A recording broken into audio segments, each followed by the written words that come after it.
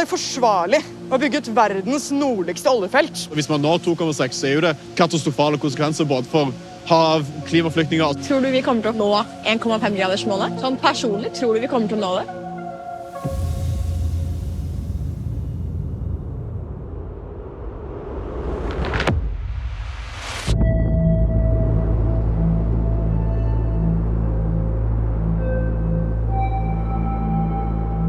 Nå er vi i Haugesund og skal møte Anders Opedal på Kårstø.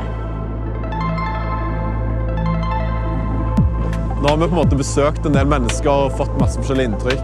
Det å strupe kranen, det er bare å skape kaos. Null leting etter olje.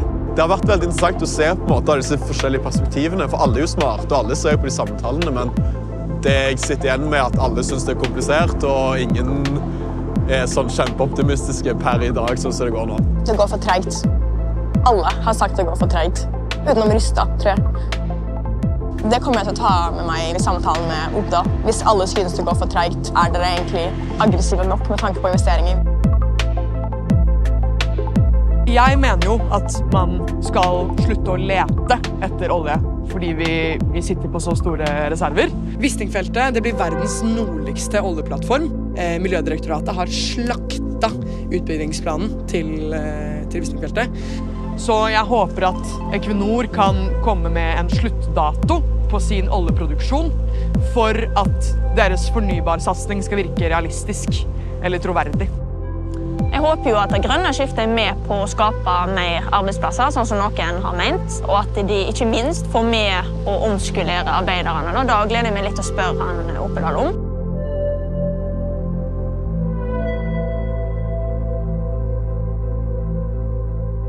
Jeg er Anders Opedal, og jeg er konsernsjef i Equinor.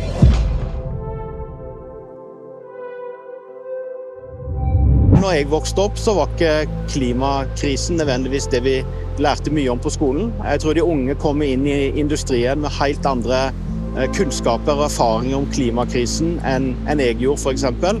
Jeg tror nok de vil føle at selskaper som oss og andre er treige. Jeg vil bli litt overrasket hvis de er veldig fornøyd med oss. Jeg går til samtalen med åpent sinn, men jeg regner med at det blir noen utfordrende spørsmål. Det er jo ikke så ofte sånn som jeg får lov til å sitte ved bordet og snakke med folk som er så høyt oppe i spesielt næringa, da. Jeg tror at han er godt brifa i hvordan han skal forklare seg vekk fra vanskelige spørsmål. Jeg håper at han lytter, og ikke bare skal svare for seg. Hei, hei. Hei. Hei, Linn. Hei, Anders. Jeg håper han er ærlig. Mari tar han sikkert hvis han ikke er det. Hei, Mari. Hei, hei. Har dere hatt det kjekt? Ja, Ja. sett masse rart. Ja. Ja. Mye kult også. Ja. Vet dere hva dette er da? Ikke egentlig. Oljeindustrien og gass, det er egentlig bare masse rør. Og det er Bare rør. Ja, det er noen som mener det. Men dette er faktisk gass som kommer fra Åsgard. Ja. Så den kommer helt opp fra Åsgardskipet. Jeg har jo på en måte alltid vært veldig pro-olje. Tenkte alltid, har ikke så mye å si hvis vi slutter med oljeproduksjon. Vi er jo en av de som gjør det mest miljøvennlig. Ja, men jeg har fått så mye forskjellige inntrykk nå at jeg er på en måte litt usikker. Før jeg gikk inn i denne serien her, så har jeg alltid vært egentlig pro-olje og gass. Sett verdien av det både økonomisk og så videre. Og nå da? Jeg har jo blitt litt mer skeptisk, men det er jo dette jeg vil gjerne spørre deg om, fordi FNs klimapanel sier ikke bare kan vi ikke lete etter mer olje nå, men de eksisterende som finnes nå, der kan vi heller ikke egentlig pumpe ut alt. Hvis vi vil at man skal nå de målene man har satt seg, tenker du selv at det er på en måte riktig at man skal fortsette med det når man vet at det gir konsekvenser? Det er jo klart at fortsatt er jo olje og gass den aller største delen. Og skal være så ærlig å si at det kommer det til å være i mange år fremover. Det som er liksom det jeg står for da, og det som jeg mener selskapet står for, det er at vi står for at det skal være en overgang. Vi skal gjennomføre det grønne skiftet, det er vi nødt til, men det må være en balansert overgang som gjør at vi har tilgang til energi. Tilgangen må være sånn at folk har råd til å betale for den, og så må den bli mer og mer dekarbonisert. Men dere driver jo faktisk og slår verdensrekord i verdens nordligste oljefelt. Det kommer blant annet til å tilsvare 50 kullkraftverk i ett år, cirka. Og det er ikke noe gass i feltet, så det må elektrifiseres fra land, og det kommer til å produsere olje. Hvordan det forsvarlig å bygge ut verdens nordligste oljefelt når vi står midt oppi en massedød av arter, potensielle klimaflyktninger fra hele verden, og dere sier at dere skal satse grønt? Vi tror jo at olje vil være behov for en stund til, og da igjen, hvordan du produserer den viktig. Vi skal produsere olje på Wisting innenfor alle de miljøkrav som finnes i det området. Vi skal bruke elektrisitet fra land som gjør at klimaavtrykket blir veldig lite. For hvis ikke behovet går ned, så hjelper det ikke at vi stopper Wisting. Den olja vil komme fra en annen plass, sannsynligvis med større fotavtrykk. Miljødirektoratet ga dere jo slakt for konsekvensutredningen, både på miljøhensyn og beredskap og alt mulig. Det jo ekstremt langt nord. Og så ødelegger man jo for en annen veldig bærekraftig industri. Reinbeite, blant annet, med elektrifiseringen med 420-kabelen som skal strekkes til Wisting-feltet. Altså, jeg synes ikke at Wisting et veldig godt prosjekt. Så jeg vil råde deg til å stanse det umiddelbart. Den kraftkabelen jo ikke for Wisting, den jo for Finnmark og for området for næringsutvikling. Så vil vi også ta kraften fra Wisting. Og så jo Snøhvit-anlegget der allerede. Enten må vi stenge ned Snøhvit-feltet, eller så må vi elektrifisere det for å få ta ned utslippene. Så det ikke bare dette skjer på grunn av Wisting, men det også for en industriell utvikling også i Finnmark. Men jeg tar rådet ditt, jeg skal ta det med meg inn i beslutningsprosessen. Det jo delte meninger om Wisting, det det ikke tvil om. Men deres største på en måte avtrykk i verden, og på en måte påvirkning på verden, jo deres CO2-utslipp. Både det dere eksporterer, og det dere brenner på norsk sokkel. Så det letteste for dere for å for eksempel nå netto null, eller kutte utslipp, ville jo vært å trappe ned på oljeproduksjon. Hvorfor har man ikke et konkret mål om sluttdato? Nei, altså, det som viktig, tror jeg, at først så må en få forbruket av olje og gass ned. Det betyr at en må få tilgang på annen type energi først. Vi ser jo nå at når du får en rask nedgang i tilbudet av gass, for eksempel, med Russland, så fører det til energikrise, det fører til økonomikrise. Hva skjer da? Jo, nå så jeg nettopp at Danmark fyrer opp kullkraftverkene sine igjen, Sverige fyrer opp oljekraftverkene sine. Så vi går egentlig baklengs hvis vi ikke får det balansert. Jeg tror at Equinors klimaplan alt for lite ambisiøs på å kutte i olje og gass. Jeg tror det alltid kommer til å komme unnskyldninger til å fortsette med olje. Det kommer til å komme nye kriger, det kommer til å være en annen verden vi står i om bare få 10 år. Jeg mener for Vesten sin del at Norge som en sikker energileverandør faktisk med på å sikre at Vesten har tilgang på energi som en trenger når en skal drive det grønne skiftet.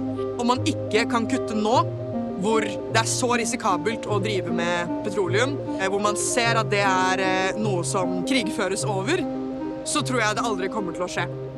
Det ideelle ville gjort det på den måten du gjør det, men når man samtidig vet at alarmene ringer, og det man når ikke mål i det hele tatt, man går mot 2,6, og hvis man når 2,6, så jo det katastrofale konsekvenser både for hav, klimaflyktninger. Stresser ikke du også på en måte over at det haster, liksom? Ja, det som stresser meg, det det at vi kommer for sent i gang med fornybarprosjekter. Den nedgangen i oljeproduksjonen, den kommer rett og slett fordi det investert for lite i olje og gass. Men det investeres alt for lite innenfor fornybar. Og det der vi må sette inn innsatsen. Det lett å være imot og stoppe ting, men vi må være for å bygge ting. Og det der jeg har mitt engasjement. Og da tror jeg at jeg kan ikke bygge ned olje- og gassvirksomheten vår ennå. Så der vi kanskje litt uenige, men det sånn jeg ser det, fordi at du har tusenvis av sånne anlegg som du ser her, rundt omkring i verden. Det nytter ikke å stenge det ned. Vi må bygge opp 10 000 av anlegg som skal erstatte dette anlegget og alle de andre anleggene. Dere har jo mål om netto null innen 2050, men hvorfor ikke si 2030? Hvorfor ikke pushe hele organisasjonen frem og bare komme med målene litt tidligere, eller ha enda mer aggressive mål? Ja, mange som sier det at vi skulle vært enda mer ambisiøse, og det er sikkert riktig. Men la meg bruke et par tall da. Dere har kanskje hørt at vi har sagt 12-16 gigawatt med fornybar innen 2030. 10 gigawatt med havvind. Det er enormt mange havvindsturbiner. De vil produsere like mye kraft som 1/3 av all kraftproduksjon vi har bygd opp i Norge de siste 100 årene. Så på 10 år så skal vi bygge ut 1/3 av samme krafta som Norge har bygd ut på 100 år. Når jeg tenker på det, så tenker jeg pokker, dette er ambisiøst. Og så skjønner jeg at mange synes at jeg skulle satt enda mer ambisiøse tall. Men jeg er litt sånn at nå har vi satt en ambisjon. Nå setter vi hele organisasjonen bak det. Hvis vi ser at ja, vi klarer det enda raskere, så kan vi flytte den ambisjonen. Men det å bare sette nye ambisjoner og ikke gjøre noe, da kommer det ingen vei. Så jeg kjenner det litt i magen at jeg skulle liksom sagt, tenk å kunne gått og sagt, ja, vi skal være enda mer ambisiøse. Men da tror jeg faktisk, jeg var litt usikker på om vi hadde feilet. Hvis du skulle peke på noe, hvis det er mulig, hvorfor går ting tregt på en måte? All industri som skal utvikle seg, trenger på en måte et økosystem rundt seg. Ikke sant? Alt fra underleverandører til lokale myndigheter som gir godkjenninger til nasjonale myndigheter. Og dette er land etter land etter land. PowerPoint og ambisjoner har blitt presentert, og så har en ikke jobbet godt nok med å få hele det maskineriet på plass. Vi trenger mer areal raskere, og vi trenger mer godkjenning raskere. Og det er det jeg er utålmodighet. Det er det jeg sier. Jeg sier høyt og tydelig, byråkrater det er faktisk det viktigste vi trenger nå for å få det grønne skiftet i gang. For vi kan ikke bygge noen ting før alt er på plass. Før jeg var med på denne reisen, så var jeg ikke veldig interessert i klima. Men jeg var veldig da opptatt av at det ikke skal gå ut over folk. En kan kutte det ene og gjøre det ene og det andre her i Norge. Men at det på en måte ikke skal gå på bekostning av arbeiderne, for det er jo helt sykt mange som jobber innenfor oljejobb. Tror du denne omstillingen er med på å skape mer arbeidsplasser, eller tror du det vil bli mindre?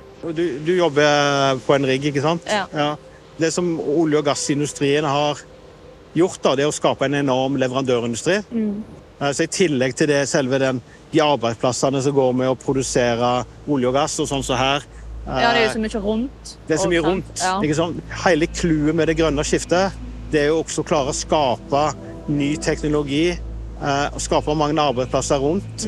Så det er for meg hele tiden liksom, den balansen, og så gå fra olje og gass over til fornybart. Ikke bare at en går vekk fra fossilt, men klarer å skape masse nye arbeidsplasser, og at de lager grobunn for en eksportindustri, og så videre. Så vi har en krevende oppgave foran oss.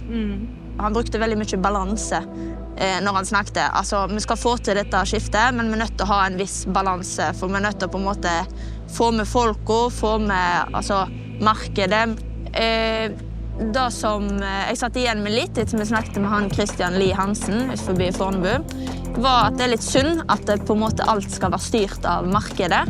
Det at det er business i det man driver med, er grunnleggende viktig for oss. Man kunne bygge ut så mye kraft på en økonomisk og på riktig måte for oss eller for aksjonærene våre. Hvis det skal gå i markedet sitt tempo alltid, og da klarer vi jo ikke nå mål over oss. Samme kisen Christian sa at Equinor ikke hadde en egen fornybar fraksjon før i 2017. Og det handler jo om at det nå begynner å bli profitabelt. Jeg synes fortsatt det er rart at et statseid selskap må belage seg så mye på at ting skal være profitabelt før man kan satse. Skal det lønne seg for et statseid selskap å løse menneskehetens største utfordring? Ja, klart det skal lønne seg. Altså, dette selskapet er nå 50 år. Hvis jeg forstod det rett, så er dere 50 år i 2050. Statistisk sett så vil dere da ha unger. Og det jeg ønsker, at i 2050, de som går ut i industrien, kommer ut fra fagskole, universiteter, høyskoler og så videre, de har lyst til å begynne i Equinor i 2050, på samme måte som jeg begynte for 25 år siden. Fordi det er et relevant selskap, det er et selskap som produserer den energien som verden trenger i 2050. Vi må ha bedrifter som går med overskudd i fornybarindustrien, som kan reinvestere ny forskning, ny teknologi, for ellers så blir vi sittende der og leve av rentene på oljefondet til all evighet. Jeg håper jo at vi skaper et levedyktig samfunn i Norge basert på det grønne skiftet da. At man skal beholde ting sånn som det i dag, samtidig som man omstiller seg. Det jo en del av Equinors strategi. Jeg uenig i at man ikke skal regne med noen form for tap, økonomisk, velferdsmessig, for å nå de målene vi har. Om ikke noe forandres, så kommer det til å ta ekstremt lang tid. Jeg jo egentlig litt uenig i det Mari nevner, da, men det litt fordi for at alle skal være med på den dugnaden. Og da tror jeg man avhengig av at man kan garantere folk at velferden fortsatt der oppe. Og hvis man på en måte ikke har befolkningen med på det, så kommer ikke politikere til å tørre å og gi disse insentivene for at Equinor og andre næringer kan på en måte bare kjøre på.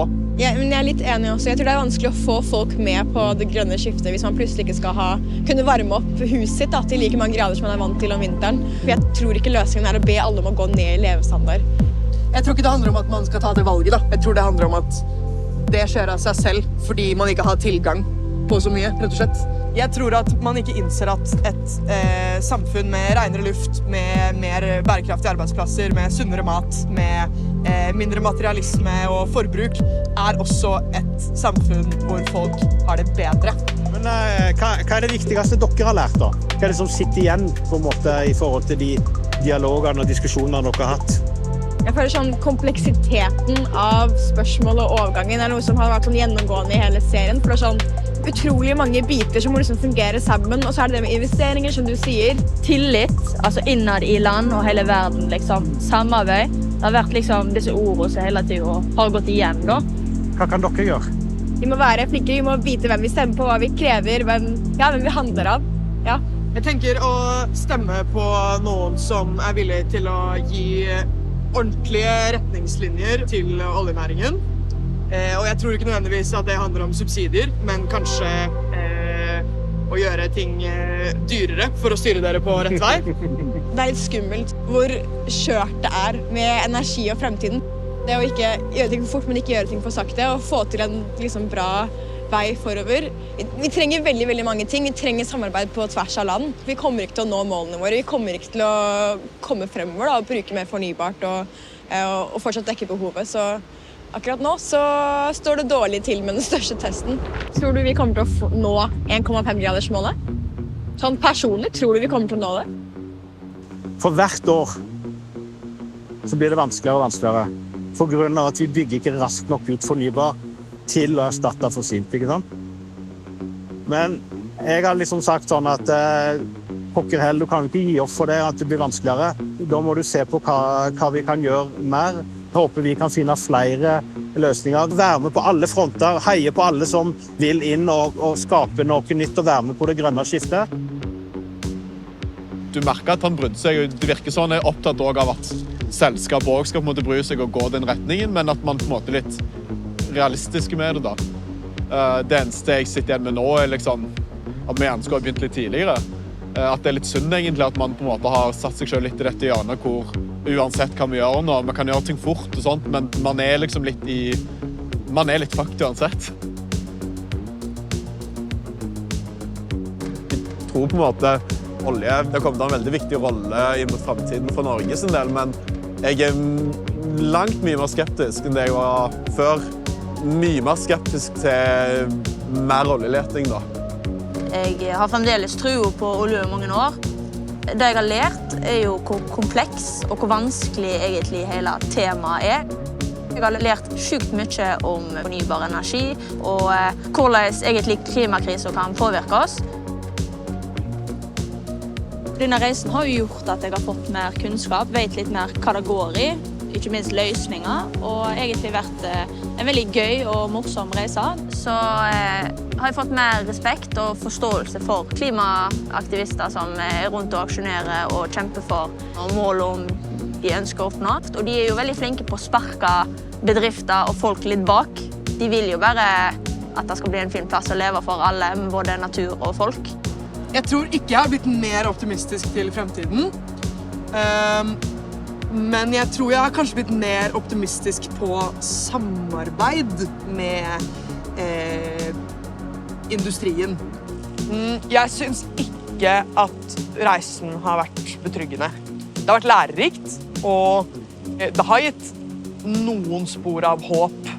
De tingene jeg har sett, da, som både karbonfangstanlegg og forskning på havvind og folkene som jobber i petroleumsnæringa, har mye godt å komme med, så lenge man gjør de rette tingene nå.